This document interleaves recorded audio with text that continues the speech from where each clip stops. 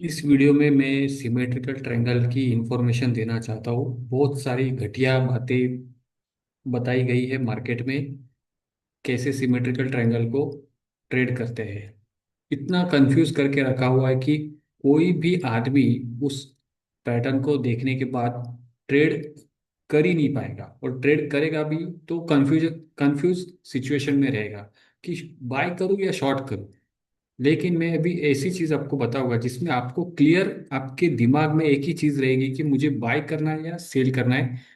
ऐसा पैटर्न दिखने के बाद मैं काफी सारे एग्जांपल्स दूंगा और सबकी पोल खोल दूंगा कि क्यों ये बेवकूफ लोग बेवकूफ बातें करके लोगों को भी बेवकूफ बनाते हैं, खुद भी बेवकूफ तो है ही। अब देखो, प्राइस एक्शन ट्रेडिंग जिसको आती है उसको इस पैटर्न के बारे में सब इंफॉर्मेशन होगी कि ट्रायंगल पैटर्न होता है, उसमें तीन तरह के पैटर्न बनते हैं। एक असेंडिंग होता है, डिसेंडिंग होता है और एक सिमेट्रिकल होता है। असेंडिंग हर कोई बच्चा भी कर लेगा। इसमें कोई भी, आप गूगल भी करोगे तो आपको ये पैटर्न आप टाइप करो तो आपको ऐसी चीजें दिखाई देगी। असेंडिंग में क्या होता है, सिर्फ टॉप में जो रेजिस्टेंस होगा वो सेम रहेगा, लेकिन नीचे से लो, हायर लो बनते रहेंगे और उसके बाद ब्रेकआउट होता है। तो यहाँ पर कोई कंफ्यूजन नहीं होता किसी को कि बाय करना है या सेल करना है। एक ही होता है कि यहाँ पर बाय ही करेगा कोई भी। ठीक है, आप कहीं पर भी देखोगे तो निगेटिव नहीं दिखेगा, वो हमेशा आपको दिखाई देगा कि सिर्फ बाय करना है। यहाँ पे देखो, ठीक है, सब जगह आपको दिखाई देगा, क्योंकि हाई हाई जो रेजिस्टेंस होता है वो एकदम वहीं पर प्राइस रुक जाता है, लेकिन धीरे धीरे धीरे धीरे बायर स्ट्रांग होते रहते हैं। इसके लिए ब्रेक होता है ये प्राइस, और ये एकदम सिंपल पैटर्न है, इसमें कोई कंफ्यूजन नहीं होता। सेकेंड पैटर्न होता है डिसेंडिंग ट्रायंगल, जो बहुत कम बनता है, बहुत रेयर बनता है, वो बहुत हार्डली दिखेगा आपको। उसमें भी कोई कंफ्यूजन नहीं होता। जो डाउन ट्रेंड आता है उससे देखो प्राइस वहां पर सपोर्ट पे प्राइस रुकी होती है, लेकिन यहाँ से प्रेशर बिल्टअप स्टार्ट होता है। प्राइस हायर लोअर हाई बनाते नीचे आती रहती है और ब्रेक डाउन हो जाता है। तो इसमें भी कोई कंफ्यूजन नहीं होता। कंफ्यूजन क्रिएट किया गया है सिमेट्रिकल ट्रायंगल में, जैसे ये पैटर्न है। आप यहाँ पर देखो तो ये देखो, बहुत क्लियर इमेज, आप कहीं पर भी देखोगे तो यहाँ पर ऐसा सिमेट्रिकल बनता है, जहाँ पर असेंडिंग में क्या होता है, स्ट्रेट रेजिस्टेंस पे हॉरिजॉन्टल लाइन होती है जहाँ पर रेजिस्टेंस होता है। लेकिन इस तरीके के ट्रायंगल में देखो ये श्रिंक होते रहता है, आगे से एक नोक बन जाती है, और वहां पर लोगों को कंफ्यूज किया गया है कि देखो ये एक एरो ऊपर भी दिखाया जाता है, एक एरो नीचे भी दिखाया जाता है, तो बाय कहाँ पर करे भाई। और आज का मार्केट ऐसा है कि आपको चांस नहीं देता, वो गैप अप होगा या गैप डाउन होगा, तो आपको कैसे पता चलेगा। वो तो फिर आपको आपकी अपॉर्चुनिटी निकल जाएगी। अब हम लोग इमेजेस में भी देखेंगे तो ये देखो, कहीं पे भी ब्रेकआउट दिखा दिया है कभी। ये लोग, ये देखो, ये सिमेट्रिकल बन गया, ऊपर भी दिखा रहा है नीचे भी दिखा रहा है। यहाँ पे ऊपर दिखा रहा है, यहाँ पे भी देखो ऊपर नीचे कर रहा है।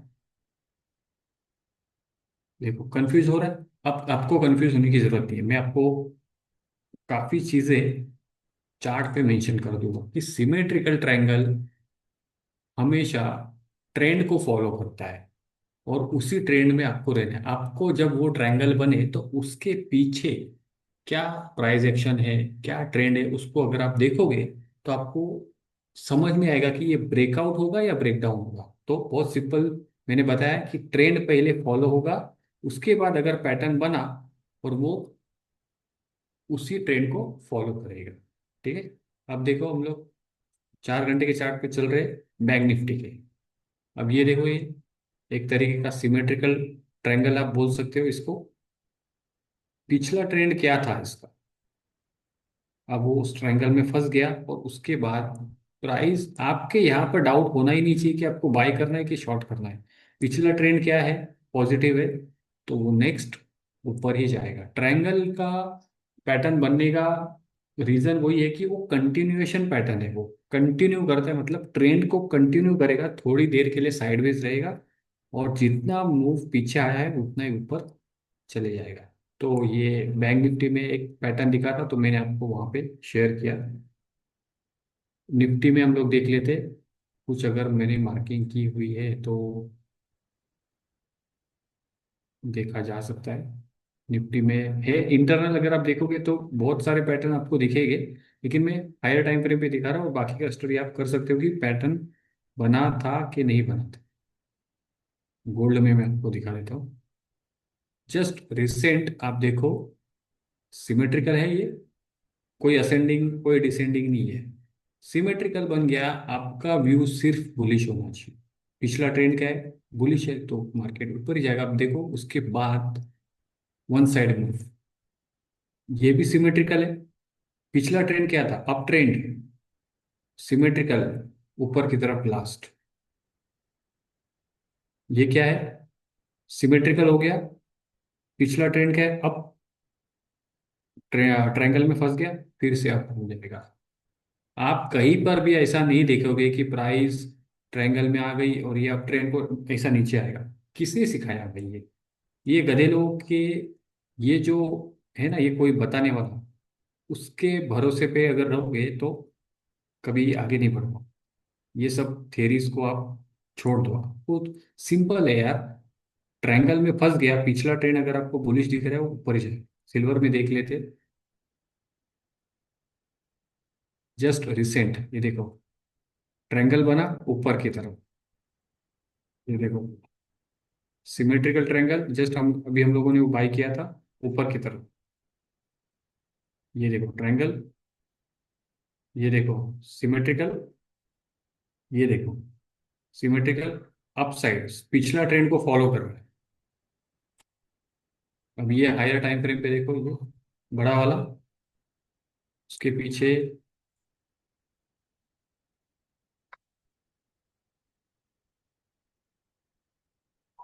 क्या हो रहा है, ये सेम चीज तो हो रही है, सिर्फ सिमेट्रिकल। अब यहाँ पे भी अगर हायर टाइम फ्रेम पे देखोगे, ये देखो ये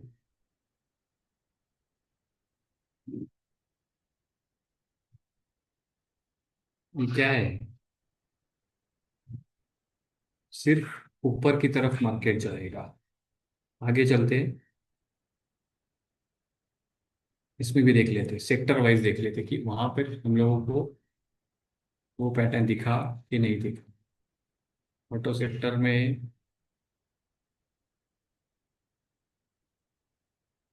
एनर्जी में, ये देखो मैंने मार्किंग की हुई है। अब ट्रेंड सिमेट्रिकल में फंस गया, ऊपर की तरफ भाग गया।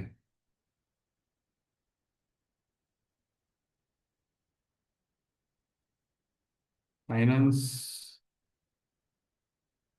बड़े टाइम फ्रेम पे तो नहीं दिख रहा है। एफएमसीजी, ये देखो ट्रायंगल में फंस गया ऊपर की तरफ, ट्रायंगल ऊपर, पिछला ट्रेंड फॉलो कर रहा है। कोई कंफ्यूजन नहीं होना चाहिए।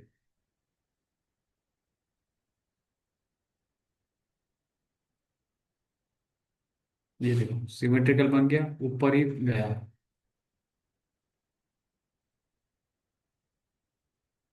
मेटल सेक्टर ऊपर,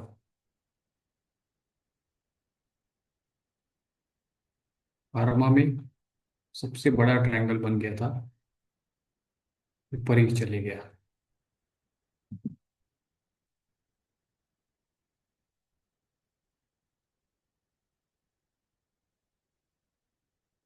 पीएसयू में देख सकते हो, यहाँ पर ऊपर की तरफ पिछला ट्रेंड सिर्फ फॉलो कर रहा है। प्राइस ट्रायंगल में फंसेगा, ऊपर जाएगा, कोई कंफ्यूजन नहीं है इसमें। ये देखो रियलिटी इंडेक्स का सिमेट्रिकल ट्रायंगल बना और किस तरीके से प्राइस ऊपर चली।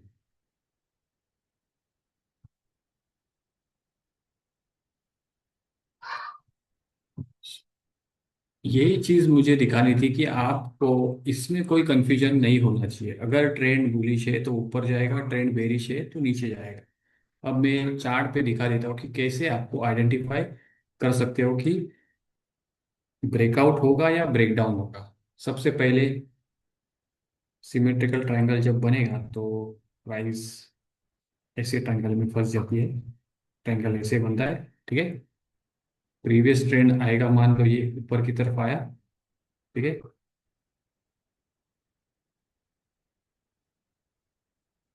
ट्रेंड ऊपर आया, डाउन, अप, डाउन, अब जब ये पॉइंट आता है, ये जो फॉल आता है वो बाइंग अपॉर्चुनिटी देगा हमेशा।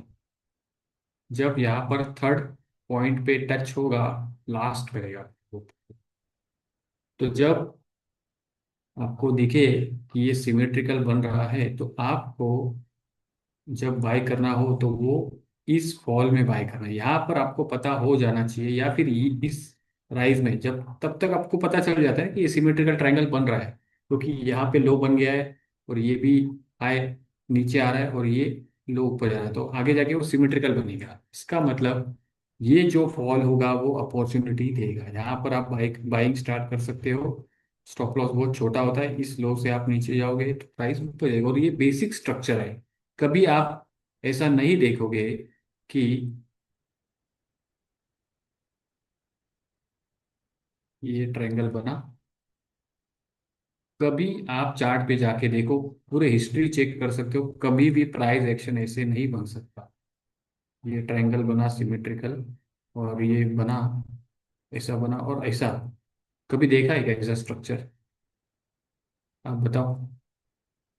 कभी नहीं देख पाओगे कि ये ऐसा प्राइस अप ट्रेंड में है और ट्रायंगल बना और ऐसे नीचे आ गया। ऐसा नहीं हो सकता। ये देखो, ये स्ट्रक्चर बना, ये है, होता है ये पैटर्न।